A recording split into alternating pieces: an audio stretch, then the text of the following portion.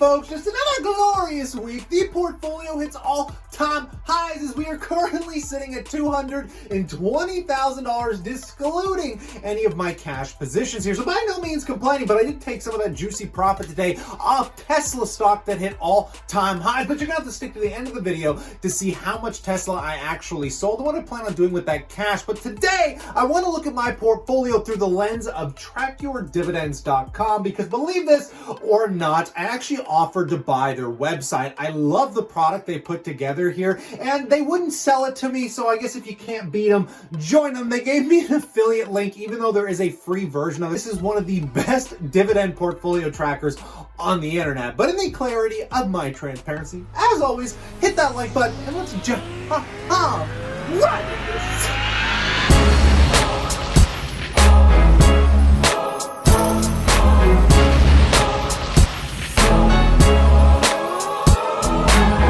Welcome back, passive income investors. One hell of an exciting week we've had this week. The portfolio is still holding all-time highs, obviously thanks to MindMed. We got a lot going on with Tesla. All the banks are coming. We're going to see all of this. But first of all, let me just kind of give you my portfolio view from a dividend standpoint from this tracker, which I think is better than Excel sheets for the majority of people because it's so refined and so simplified, and which currently they give me a quick overview with my dividend yield at 3.75%, my yield on cost around 6%, and my glorious annual income, which is slightly off. I still have to do some adjusting, but at $8,250 annually, by no means complaining here, folks. And I was just taking a look at some of the features, and this is by far one of my favorites, is it kind of takes a compound calculator and automatically kind of calculates out your dividend growth and your portfolio growth over the year. And they're saying by the end of 2029, my portfolio's dividends will be up to about $25,000 at the current growth rate. And they're also projecting out that the portfolio will be worth around $355,000 here. Now, taking a look at my diversification here, guys, where things have changed quite drastically because it used to be tech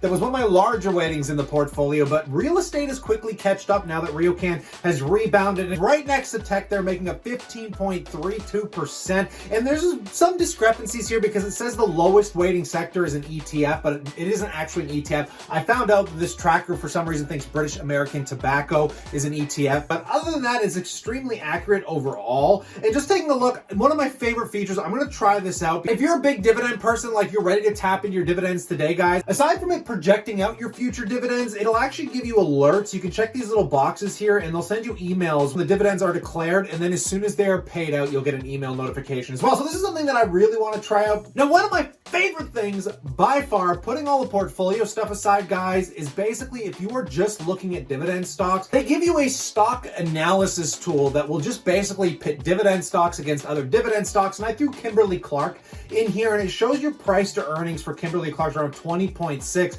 at which it compares it to Coca-Cola, Procter & Gamble, Pepsi, and heck, even MO, which we all know MO is trading on a bit of a discount right now. But just taking a look, they show you the EPS trends. I mean, the dividend history is nice, so we can see the increasing of over time. And this way, you kind of don't have to jumble around from like a dozen different websites. Is to get those stock analysis tools, you do have to pay. The base version of this is 100% free. And if you kind of want to support the channel, you want to try this thing out, guys, I reached out to them, guys. I love what they're doing here. So they did send me an affiliate link, which will give you 2 months for free. You can cancel anytime, guys. It's only like $5 a month. And this is something that if you are a dividend investor, you're probably going to find pretty useful. But let's get down into my individual brokerage accounts now, and let me show you guys exactly what's going on this week. Starting off in my TFSA, guys, Canadian stocks having a rebound, baby. We're talking Canadian Imperial Bank, Bank of Nova Scotia, Northland Power trending sideways, but RioCan still holding strong, over 18 a share, guys. And thanks to all of that combined, my Canadian part of my portfolio here is sitting up 16%. So by no means any complaining. And then on the US side of the border, we're just talking about MindMed. It's been on fire, guys. I showed you where this position was a couple days ago, and it's been relatively holding flat over the last couple days. But, you know, taking a look at the largest MindMed position here, sitting up $10,500 still, guys. Absolutely absurd. Facebook tech is doing pretty good here. And what I'm going to do here in the near-term future, like I keep telling you guys, I know someone said I was like Trump, I just keep spouting lies, but I am going to start scaling these positions down very soon. I'm thinking about pulling some profit off Microsoft. I thought about that today, but instead what I ended up doing was pulling some profit off Tesla here, guys.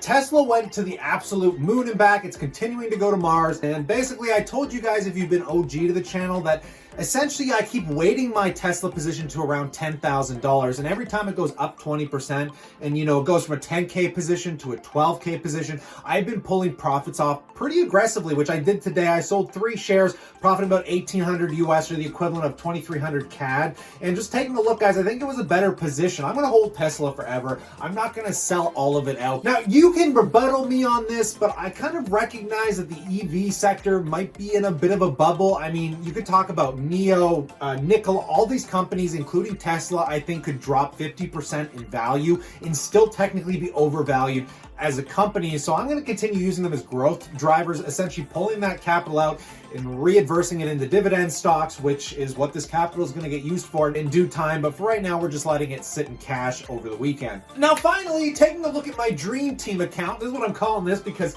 this was my newest account that I started. I only wanted it to be worth $10,000 by the end of the year. Boom, baby, we blew that out of the water. We're currently sitting at $21,369 in my RBC account, and everything is basically lottery tickets here, guys. I mean, we got BNS and TD. I was buying them at great times, both trading up over 10%. You got MyMed in here setting up $3,100 or 265%. You got my beautiful baby. We're talking about RioCan in this account as well, guys. Still crushing it from when I showed you the updates a day ago. And then, of course, Facebook. Now, in the near term here, guys, I am getting a little bit skeptical about how frothy the market is right now, and it is why I'm probably going to gear more toward just slicing profits here and there. I'm never going to sell out of all of Microsoft, all of Tesla, and Facebook. None of that will ever happen. But in the meantime, while they keep jarting up, making my portfolio gains look immaculate, it just seems to make sense to start itching it into some other stocks, which I am, however, looking at more REITs. I am looking at Kimberly-Clark and Unilever. I'm still going to continue buying TD stock here, guys. And with those extra gains I'm going to be taking, I'm basically going to start positions in probably about 3 or 4 of these. It'll probably help itch my dividends up well over 9,000 annually, guys. And then hopefully that'll fast track my goals going into the end of next year to be hitting over 1,000 a month in dividend income, which, if you got to think,